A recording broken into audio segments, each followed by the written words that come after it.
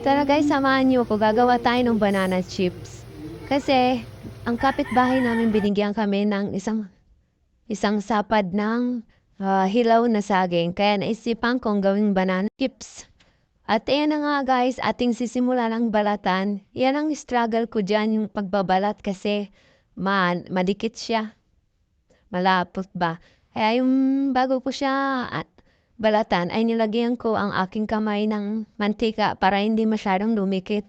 At yan na nga guys, pagkatapos kong balatan lahat ay aking inugasan at aking hihiwain niya ng abilog lang, ng maninipis. At pagkatapos niyan guys, pagkatapos kong hiwain ng maninipis ang ating banana, at hinanda ko na rin ang ating kawali. Pinainit ko na siya kasi matagal mag-init ang ating mantika. Kaya habang maghihiwa ako, pinapainit ko na ang ating mantika.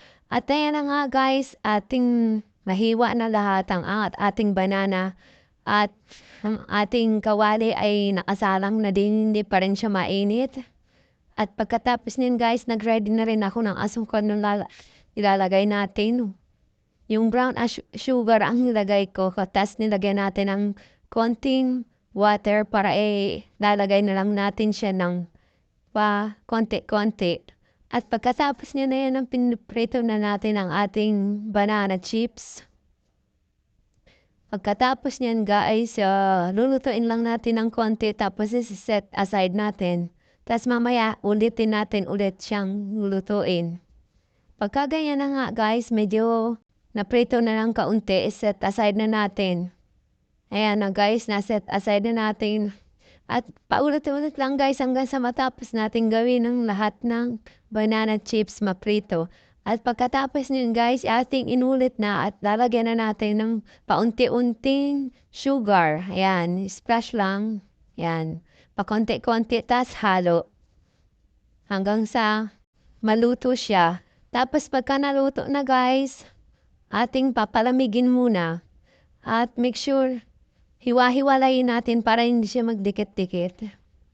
Yan, inihiwa-hiwalay ko siya guys, pa isa-isa, jokes. At pagkatapos yan guys, depende sa inyo kung gaano katamis ang ilalagay nyo. Basta sa aking konting tamis lang, okay na yun. Yan, splash lang natin ang ating asukal. At pagkatapos yan guys,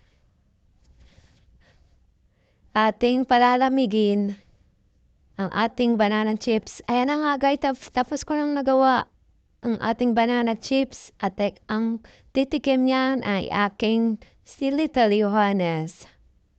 Yan, ang paborito niya banana. Ayan guys, niwa-hiwalay ko siya. At pag nagustuhan nyo nga ang video ito, huwag nyo kalimutang i-follow. At thank you sa panonood guys. God bless you. Ayan na ang aking little boy. So cute. What is the taste? Banana. Banana.